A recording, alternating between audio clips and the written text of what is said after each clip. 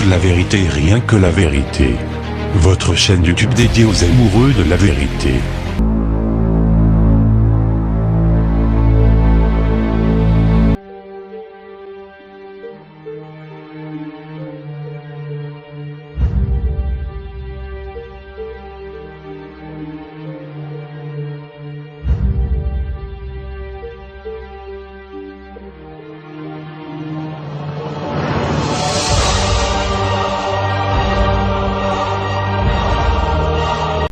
Aujourd'hui, le corps du Christ est divisé sur la Shekinah.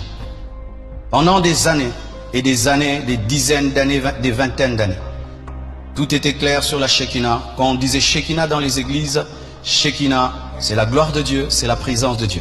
Ainsi, il y a des églises qui portent le nom de Shekinah. Il y a des enfants qui portent le nom de Shekinah. Il y a même des serviteurs de Dieu qui portent le nom de Shekinah.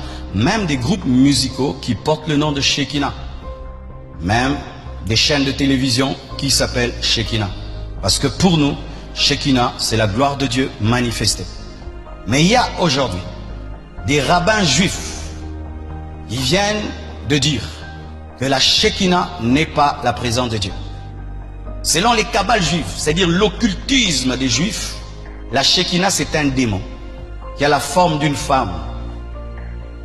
Et ainsi, ils disent que ceux qui sont dans les églises de réveil, qui disent Shekinah, invoquent notre Shekinah.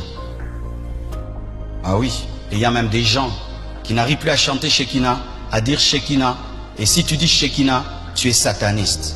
J'aimerais répondre à cela et on va finir. Voici, c'est vrai, dans les kabbales juives, il y a un démon qu'on appelle Shekinah. C'est vrai. Voici, c'est vrai, dans les kabbales juives, il y a un démon qu'on appelle Shekinah. C'est vrai. C'est vrai, c'est vrai. Prenez $1 dans votre poche, regardez le grand sceau. Vous remarquerez dans l'envergure de l'aigle, vous verrez l'étoile de David, faite de 13 étoiles.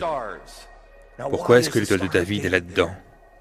Autour de cette étoile, le nuage et la gloire Shekinah éclatent, symbolisant la gloire Shekinah qui était au-dessus du tabernacle. George Washington a dit « Je veux que ce soit sur le dollar pour que les gens reconnaissent la contribution que le peuple juif a fait aux États-Unis d'Amérique. » Non seulement on enseigne aux chrétiens d'aujourd'hui d'être pro-juifs et pro-Israël, mais en plus, d'étranges doctrines du Talmud et de la Kabbale s'insinuent dans les églises et sont présentées comme des doctrines chrétiennes. Par exemple, de nombreux pasteurs utiliseront le terme « Shekinah », comme si c'était quelque chose de l'Ancien Testament, alors qu'en réalité, c'est un mot qui n'est jamais retrouvé dans la Bible, pas une fois. Donc la Shekinah fait référence à la présence divine. Et c'est un mot féminin en fait, ce n'est pas masculin. Par exemple, si Moïse de Léon avait sorti que « J'ai eu l'idée que Dieu est une femme », il se pourrait que ça ne soit pas très bien passé. Mais maintenant, il a dit que l'ancien rabbin Shimon nous enseignait à propos de Shekinah, la moitié féminine de Dieu et de sa romance avec son partenaire divin, le Saint béni soit-il. Donc, il y a une croyance que Dieu pouvait être à la fois mâle et femelle. The Shekinah is the indwelling presence of God in the universe. It's what emanates from the being of God. La Shekinah est la présence de Dieu demeurant dans l'univers. C'est ce qui émane de l'être de Dieu. Mais pour les Juifs, Shekinah et Dieu sont une seule et même chose. Et il est presque interdit de les séparer. Dieu se manifeste lui-même ou elle-même tout simplement sous la forme de l'inspiration de la Shekinah. Shekinah est quelque chose qui fait partie du Talmud, quelque chose qui fait partie du judaïsme, pas de la chrétienté. Et pourtant, combien de prédicateurs baptistes ont utilisé cette phrase, la gloire Shekinah, dans l'Église, et ce n'est même pas scriptural. Shekinah est quelque chose qui fait partie du Talmud, quelque chose qui fait partie du judaïsme, pas de la chrétienté. Et pourtant, combien de prédicateurs baptistes ont utilisé cette phrase, la gloire Shekinah, dans l'Église, et ce n'est même pas scriptural. Shekinah, Shekinah, Shekinah, Shekinah, Shekinah, oh Shekinah, Shekinah, Shekinah, I Irradie-nous, habite-nous, inonde nos cœurs, exprime-toi, Shekinah, oh Shekinah. La Bible est claire, de la Genèse à l'Apocalypse, que Dieu est masculin et non féminin. Si vous enseignez que Dieu est masculin et féminin, vous avez un Dieu différent. La Bible chrétienne enseigne que l'homme fut fait à l'image de Dieu. Et dans le premier épître aux Corinthiens, la Bible dit « Car pour ce qui est de l'homme, il ne doit point couvrir sa tête, vu qu'il est l'image et la gloire de Dieu. Mais la femme est la gloire de l'homme. » Donc, selon 1 Corinthiens 11, l'homme ne doit pas couvrir sa tête, parce que l'homme est à l'image de Dieu, contrairement à la femme. C'est pourquoi, même dans la Genèse chapitre 1, verset 27, la Bible dit « Dieu donc créa l'homme à son image. Il le créa à l'image de Dieu. Il les créa mâle et femelle. » Ils furent créés mâle et femelle, mais l'homme fut créé à l'image de Dieu. Qu'est-ce que ça signifie d'être à l'image de Dieu? Ressembler à Dieu. Quand Jésus marchait sur la terre, il était un homme et Dieu le Père est masculin. C'est un enseignement blasphématoire du mysticisme New Age qui vénère la planète Terre en tant que mère, et l'esprit femelle, et la déesse, et la Kabbale et le New Age. C'est de là que viennent toutes ces choses. Ceci est la forme de la lettre Shin, à l'alphabet hébreu Shim, une lettre très intéressante dans la langue. C'est la première lettre du mot Shaddai, la première lettre du mot Shalom et la première lettre du mot Shekinah, ce qui est le nom de l'aspect féminin de Dieu.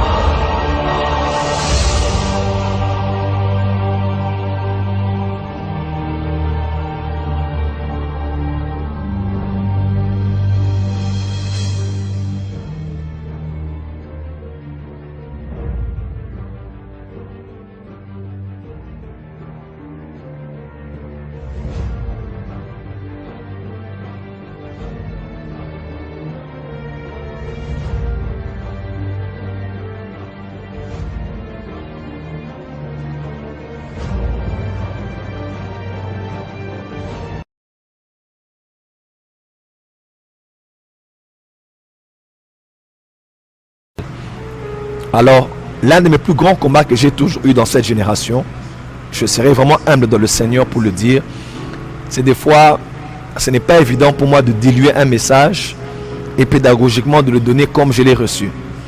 Voyez-vous, ça fait quelques années, par la grâce de Dieu, je suis l'un des hommes de Dieu francophones qui a donné, excusez-moi, par qui Dieu est passé pour donner une lumière sur le ministère des anges. Je considère, moi, que les anges sont des esprits au service du Seigneur. Oui. C'est le Seigneur qui doit être prêché. Mais quand vous parlez du ministère des anges, qu'est-ce qu'un chrétien qui apprend ce genre de choses? Ça change quoi dans sa vie? C'est là qu'on dit de vous que vous commencez un peu à détourner le message, centraliser le message sur Jésus, au lieu de nous parler des anges, par exemple. Vous savez, par exemple, aujourd'hui, l'une des voies par laquelle la reine de Saba a connu la gloire de Salomon, c'est par la gloire de ses serviteurs. C'est par la gloire de ses serviteurs qu'on a connu la gloire de Salomon. Autant que l'on voit la gloire d'un Seigneur par ses sujets, autant que le Seigneur veut, en voyant la gloire de ses anges, que nous puissions voir la gloire de ceux qu'il est. Et c'est la méthode que Dieu est en train d'appliquer aujourd'hui. Nous ne parlons pas des anges dans le terme de les adorer. Nous ne tombons pas dans le piège de l'église de Colosse pour ne pas faire le culte des anges. Nous ne sommes pas là. Mais nous voulons révéler aux chrétiens, à part le fait qu'on vous ait beaucoup prêché sur vos ennemis, vous devez aussi connaître vos alliés. Vous connaissez bien l'histoire du serviteur d'Élysée. Il était avec son serviteur et tôt le matin, ils ont vu une grande armée qui sont venus pour leur arrêter. Qu'est-ce qui s'est passé? Le serviteur a eu peur parce qu'il n'avait les yeux fixés que sur les ennemis. Mais le temps est arrivé où le prophète a dit « Sois calme » parce qu'il voyait ce que l'autre ne voyait pas. Il pouvait voir en esprit. Et il a vu une grande armée qui était autour de lui. Il a prié pour son serviteur, il a vu et il a pu voir, il a pu avoir l'assurance parce qu'il ne voyait que les ennemis et lorsqu'il a vu les alliés, il a eu la paix. Beaucoup de chrétiens aujourd'hui ont peur, sont devenus suspicieux, sont devenus haineux, sont devenus mauvais. Pourquoi? Parce qu'ils ne connaissent que leurs ennemis. Les chrétiens ont peur de dormir, même lorsqu'ils prient, lorsqu'on dit par exemple à l'église que c'est le temps de l'adoration, beaucoup de chrétiens n'arrivent même pas à pouvoir adorer. Mais quand on dit combat spirituel maintenant, vous allez voir comment les gens vont battre les mains et vont pouvoir prier. Les gens sont plus habitués à la présence du diable qu'à la présence de Dieu. Alors que dans l'Apocalypse, Christ a reproché l'église d'avoir sondé les profondeurs de Satan. La Bible ne dit pas connaissez et cherchez à connaître l'ennemi ou bien votre arbre généalogique. Mais on dit chercher à connaître et chercher à connaître l'Éternel.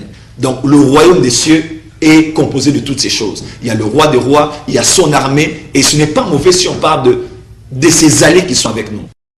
Prêcher l'évangile ne veut pas dire prêcher Jésus. Prêcher l'évangile veut dire prêcher la parole de Jésus. La parole de Jésus, c'est Jésus lui-même. Non, la parole de Jésus parle aussi de l'amour. La parole de Jésus parle aussi du pardon. La parole de Jésus parle aussi du royaume. La parole de Jésus parle aussi de la famille. La parole de Jésus parle aussi des anges. C'est un sujet dont on a parlé dans les Écritures, tant dans l'Ancien Testament que dans le Nouveau Testament. Il ne faut pas qu'à cause de certains abus, que l'on puisse nier la vérité. La vérité reste la vérité. On doit prêcher la parole autant que je parle du Saint-Esprit, je parle de Jésus. Ceux qui me connaissent savent comment est-ce que je parle beaucoup de la personne du Saint-Esprit, beaucoup de la personne de Jésus. Mais ce n'exclut pas que l'on parle des anges. Est-ce que c'est un péché? Est-ce que c'est anti-biblique alors que la Bible raille cela?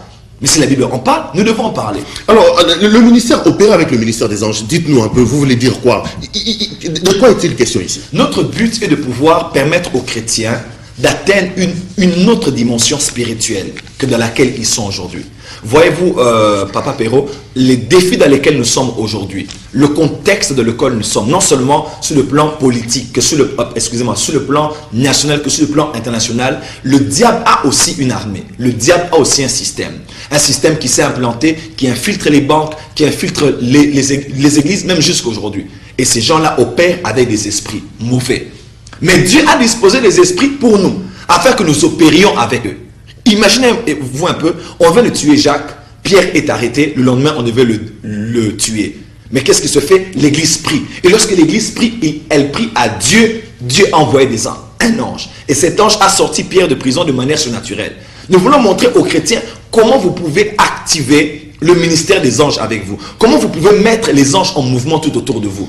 Nous ne parlons pas ici d'adorer les anges ou de prier les anges. Ça devient compliqué, François Joël, toute cette situation. Activer les anges, prions les seigneurs. Pourquoi vous ne voulez plus l'évangile simple? Pourquoi l'évangile n'est plus prêché dans ce pays dans sa simplicité légendaire? Prions les seigneurs. Le Seigneur va décider d'envoyer les... Est-ce que c'est à nous d'activer le ministère des anges? C'est là qu'on parle de cette affaire d'angiologie. Il y a quelqu'un aujourd'hui... L'angiologie fait partie de l'angiologie.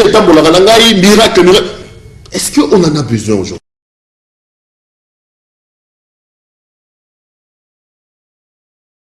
Suivez-moi bien.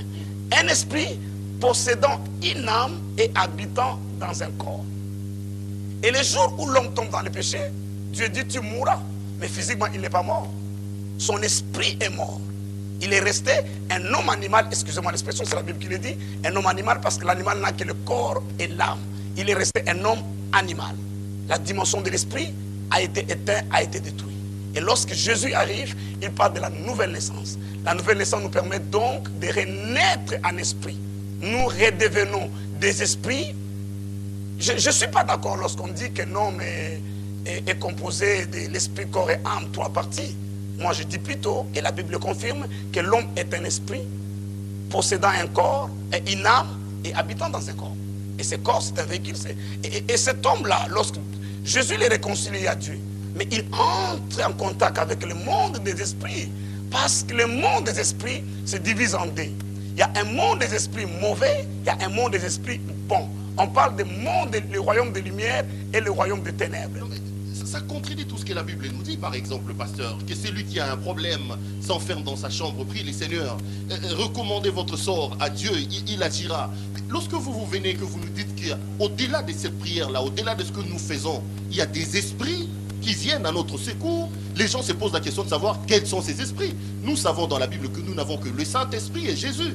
Mais vous affirmez qu'un membre de l'ordre de Melchisédek bénéficie du concours de certains esprits qui interviennent dans son cas. C'est ce que je viens de lire. Le problème qui me choque de temps en temps quand je vous reçois les pasteurs, je commence de temps en temps à trouver des similitudes entre ce que vous dites et ce qu'on voit dans le monde que vous qualifiez, vous, de monde occulte. Finalement, on ne sait plus qui copie l'autre. Vous parlez de l'esprit, il y a eu une polémique ici à Kinshasa sur ces phénomènes des gens où les gens doivent commencer à sortir à l'esprit, aller opérer. Donc, ça m'a étonné. Vous habitez Bujumbura, moi je peux sortir ici, je vais chez vous à Bujumbura, j'influence votre esprit. Alors, quand vous dites tout ça, j'ai comme l'impression qu'on baigne également dans cette genre dans cette confusion. J'étais à Bujumbura, je suis venu ici à Kinshasa, sans avoir pris l'avion. Où est le problème? Ah, vous sortez, vous également? Je sors beaucoup. Je sors tout le temps. Ah bah, là, ça devient compliqué, ça. Non, mais je sors facilement, c'est pas un problème. Où est le problème? C'est l'expression sortie de son corps. Ça ne nous est jamais arrivé de prier, de voir que vous êtes quelque part. Non, mais c'est pas vous qui décidez de quand vous allez sortir. Le problème, il est celui-là. Ah, là maintenant, il y a certaines choses qu'il faut expliquer aux gens. Je crois que dans la parole de Dieu, il y a des dimensions qui dépendent du niveau d'âge que l'on a avec le Seigneur. Je ne parle pas ici du voyage astral. J'étais occultiste et je connais bien ces choses.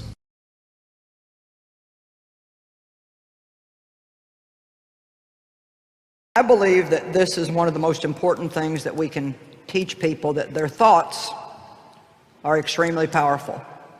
And not only that their thoughts are powerful, but your thoughts actually turn into your life in the future. I'm sure we've heard the saying, well, it's all in your mind. Well, to be honest, a lot of our successes, our victories, are all in our mind. That's where they start. You can think yourself into a mess. You can think yourself into a place of victory. One of the reasons why people buy so many resources in the mind is because it's one of the hardest areas in our life to get under control and to keep under control.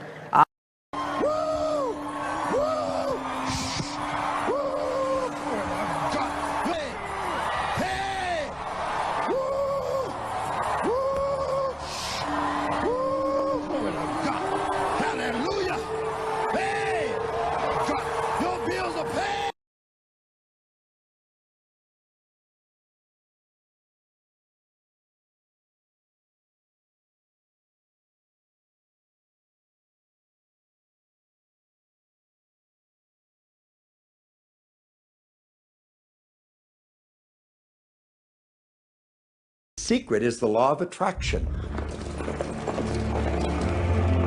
Everything that's coming into your life, you are attracting into your life.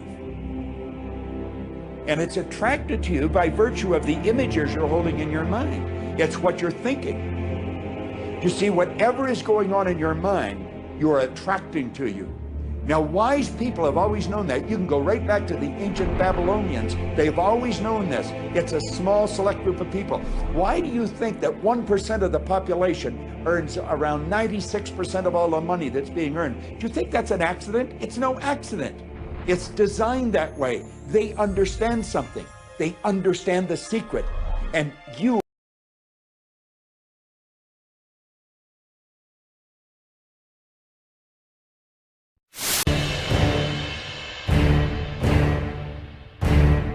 Toute la vérité, rien que la vérité. Votre chaîne YouTube dédiée aux amoureux de la vérité. C'est aussi un lanceur d'alerte qui contribue à une meilleure information des chrétiens. Qui révèle et signale un état de fait mettant en lumière des fausses doctrines ou faux enseignements qui constituent une menace et véritable danger pour le peuple de Dieu. Toute la vérité, rien que la vérité, n'a qu'une ambition, c'est d'être la sentinelle sur la tour. Pour mettre en garde le peuple de Dieu contre les loups ravisseurs qui ont infiltré l'Église. Toute la vérité, rien que la vérité. Votre lanceur d'alerte. Des vérités fondées sur la parole de Dieu. Face à cette vague d'apostasie et de séduction dans le monde évangélique, les vrais disciples du Seigneur Jésus ont pour GPS les enseignements des apôtres, dans lesquels ils doivent persévérer. Actes chapitre 2 verset 42. Toute la vérité, rien que la vérité. La chaîne YouTube qui vous communique la vérité biblique sans compromis.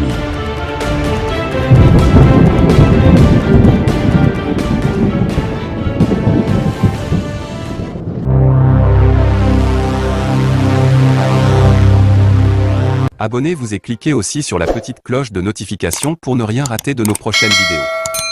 N'oubliez pas de partager aussi la vidéo et de la liker.